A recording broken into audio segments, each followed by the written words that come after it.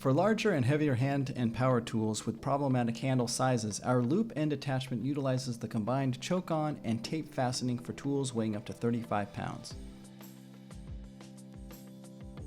Apply the tool attachment by wrapping it around the handle and inserting the long end into the loop and pulling until snug. Pre-measure 2 strips of tape long enough to wrap around the handle 6 times.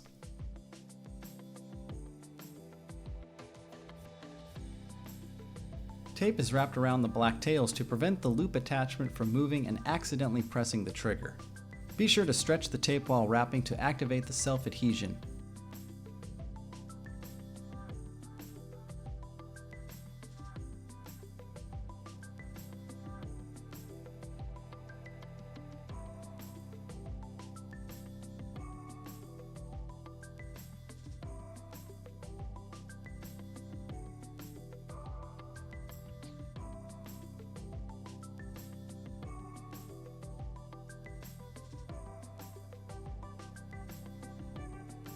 Now connect your FallTech for Tools tether to your tool.